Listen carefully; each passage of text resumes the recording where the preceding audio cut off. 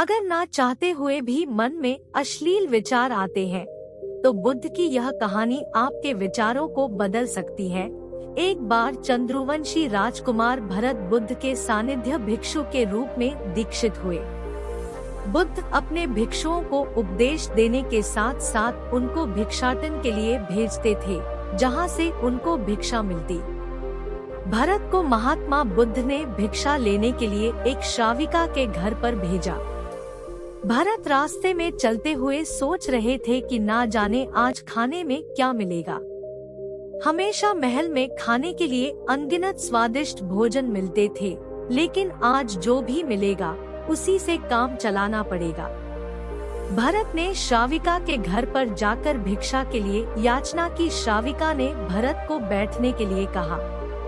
श्राविका जब अंदर गई थी तो भरत अपने प्रिय भोजन के बारे में सोच रहे थे। जब श्राविका भोजन लेकर आई तो भरत अचंभित रह गए। भरत अपने प्रिय भोजन को देखकर खुश हो गए। भरत भिक्षा ग्रहण करने लगे। भिक्षा ग्रहण करते हुए भरत सोचने लगे कि उनको हमेशा खाने के बाद कुछ विश्राम करने की आदत है, लेकिन आज उन्हें यहाँ से खाना ग्रहण करने के बाद धूप से होकर वापस आश्रम पहुँचना है।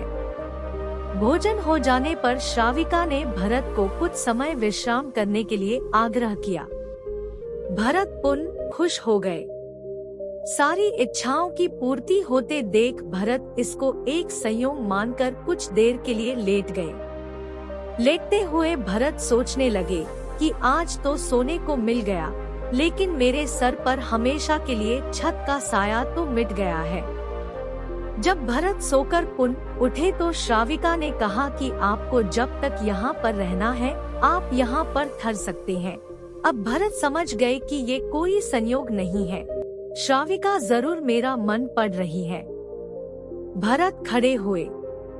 भरत ने श्राविका से पूछा, मुझे क्षमा कीजिए पर क्या आप मेरा मन पढ़ सकती हैं?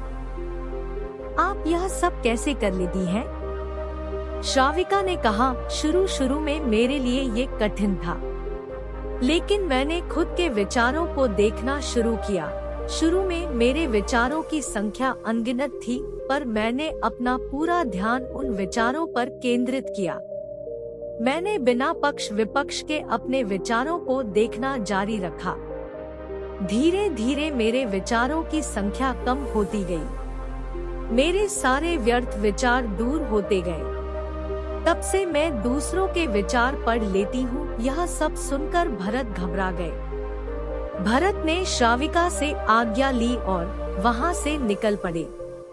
रास्ते में चलते हुए भरत अपने मन के विचारों का स्मरण करने लगे। भरत के मन में श्राविका के बारे में अश्लील विचार आए। श्राविका ने भरत के बारे में क्या सोचा होगा? भरत को खुद पर शर्म आ रही थी। भरत आश्रम पहुँचे। भरत ने बुद्ध से कहा कि अब से वह कभी भिक्षाटन के लिए नहीं जाएंगे। बुद्ध ने भरत को नीचे बैठाया और कहा, क्या हुआ, तुम मुझे अपनी व्यथा विस्तार से बताओ। भरत ने विस्तार से सारी बात बताई। भरत की बातों को सुनकर बुद्ध ने कहा कि आज से 7 दिनों के लिए श्राविका के घर पर भिक्षा के लिए तुम ही जाओगे, लेकिन तुमको कुछ बातों का ध्यान रखना पड़ेगा। कल तुम जाते हुए अपने चित्त को पूरे होश में रखना। तुम्हारे अंदर कौन से विचार उठ रहे हैं, उन पर ध्यान केंद्रित करना।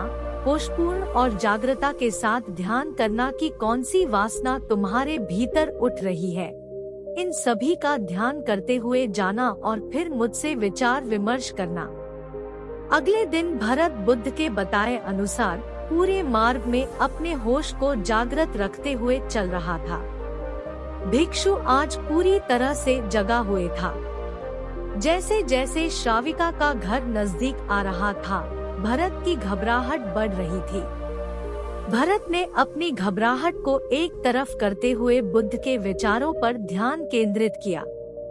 जब भरत श्राविका के घर पर पहुंचा तो उसके दिमाग में केवल एक सन्नाटा था, जिसके भीतर कोई वासना नहीं, कोई कामना नहीं, ना कुछ अच्छा पाने की इच्छा थी। भिक्षु भरत ने भिक्षा ली। ग्रहण की और वहां से वापस निकल गया। आज भरत रास्ते में नाचते हुए आया। आज उसको जिस आनंद की अनुभूति हुई वह अद्भुत थी।